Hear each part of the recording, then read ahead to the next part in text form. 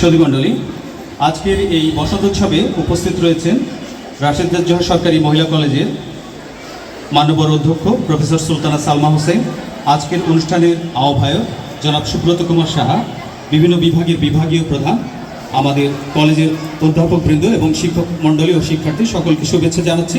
আজকের প্রবন্ধ শোনার জন্য আমার প্রবন্ধের শিরোনাম পয়লা ফাল্গুন, ঐতিহ্য, ইতিহাস ও আনন্দের উৎসব। ফাল্গুনের মিষ্টি কুয়াশা ঘেরা সকালের হাত ধরে ঋতুরাজ বসন্তের আগমন। তাই তো ঋতুরাজকে স্বাগত জানাতে প্রকৃতির আজ এত বর্ণিল সাজ। বসন্তের এই আগমনে প্রকৃতির সাথে তরুণ হৃদয়েও লেগেছে দোলা। সকল কুসংস্কারকে পেছনে ফেলে বিভেদ ভুলে নতুন কিছুর প্রত্যয়ে সামনে এগিয়ে যাওয়ার বার্তা নিয়ে বসন্তের উপস্থিতি। তাই কবির ভাষায় ফুল ফুটুক আর নাই ফুটুক আজ বসন্ত। বাংলা পঞ্জিকা বর্ষের শেষ ঋতু বসন্তের প্রথম দিনকে বাঙালি পালন করে পহেলা ফাল্গুন বসন্ত উৎসব হিসেবে। বাঙালির নিজস্ব সার্বজনীন প্রাণের উৎসব। এই উৎসব এখন গোটা বাঙালির কাছে ব্যাপক সমাদৃত হয়েছে। বাংলায় বসন্ত উৎসব এখন প্রাণের উৎসবে পরিণত হলেও শুরুর একটা ঐতিহ্যময় ইতিহাস রয়েছে, যা অনেকেরই অজানা। মোগল সম্রাট আকবর প্রথম বাংলা নববর্ষ গণনা শুরু করেন। নতুন বছরকে কেন্দ্র করে 14টি উৎসবের প্রবর্তন করেন তিনি। এর মধ্যে অন্যতম হচ্ছে বসন্ত উৎসব। তখন অবশ্য ঋতুর নাম এবং উৎসবের ধরনটা এখনকার মতো ছিল না। ঐতিহাসিক বিবরণে জানা যায় আকবর ছিলেন ধর্মীয় ও সাংস্কৃতিক সহনশীলতার প্রবক্তা।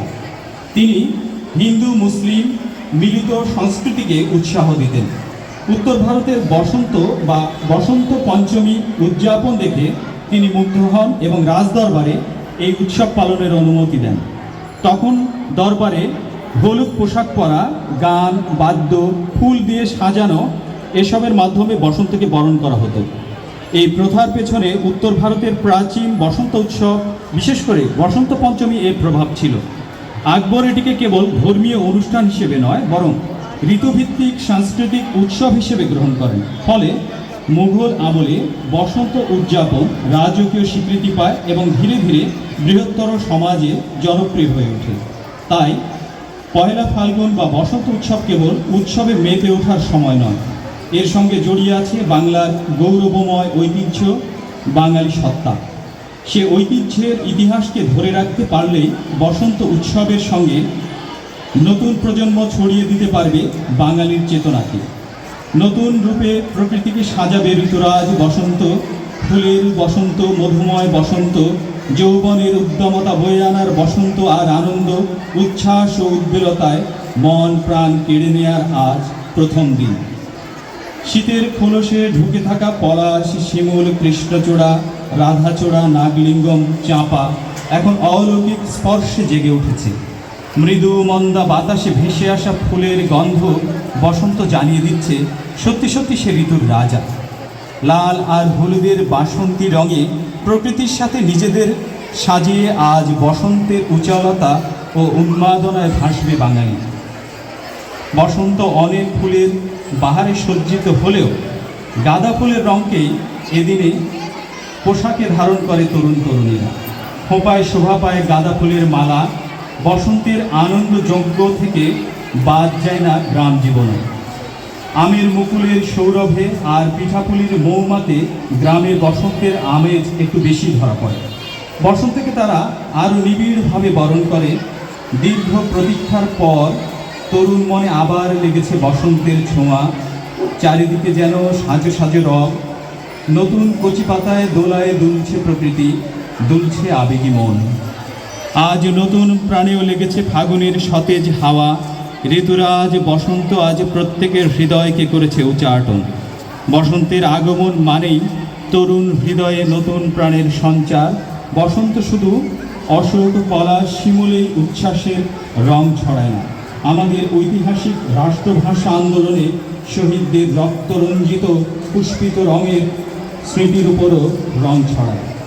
1952 সালের 8 ফাল্গুন বা 21-এর পলাশরাঙা দিনের সঙ্গে তারুণ্যের সাহসী উচ্ছ্বাস আর বাঁধ ভাঙা আবেগের জোয়ার যেন মিলেমিশে একাকার হয়ে আছে। ঐতিহাসিকভাবে বসন্ত উদযাপনের শেকড় ভারতীয় উপমহাদেশের প্রাচীন ঋতুভিত্তিক উৎসবে। তবে আধুনিক অর্থে সংগঠিত বসন্ত উৎসব বাংলাদেশে জনপ্রিয় হতে শুরু করে 20 শতকের মাঝামাঝি সময়।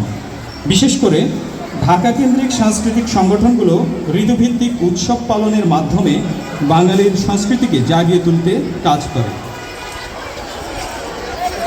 এই ধারায় বড় ভূমিকা রাখে ছায়ানট। তারা ঋতুভিত্তিক অনুষ্ঠান, গান, কবিতা ও নৃত্যের মাধ্যমে বসন্তকে বরণ করার আয়োজন করে। পরবর্তীতে ঢাকা বিশ্ববিদ্যালয় এলাকা, বিশেষ করে ঢাকা বিশ্ববিদ্যালয় এর শিক্ষার্থীরা হলুদ পোশাক, ফুল ও সাংস্কৃতিক অনুষ্ঠানের মাধ্যমে এটিকে জনপ্রিয় উৎসবে রূপ দেয়। এভাবে 1960-70 দশক থেকে বসন্ত উৎসব শহুরের সাংস্কৃতিক চর্চার অংশ হয়ে ওঠে এবং ধীরে ধীরে সারা দেশে ছড়িয়ে পড়ে। আজ এটি ধর্মনিরপেক্ষ, আনন্দমুখর ঋতু উৎসব হিসেবেই পরিচিত।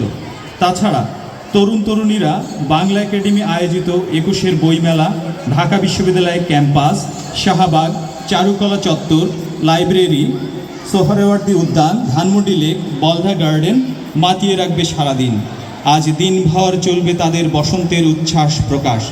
ফোন, ফেসবুক, টুইটার সহ বিভিন্ন সামাজিক যোগাযোগ মাধ্যমেও চলবে বসন্তের শুভেচ্ছা বিনিময়।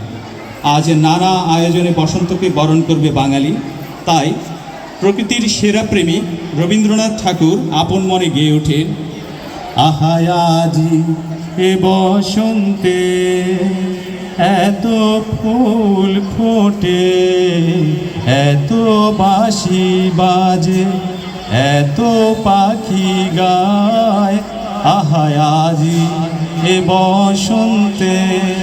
ধন্যবাদ সবাইকে।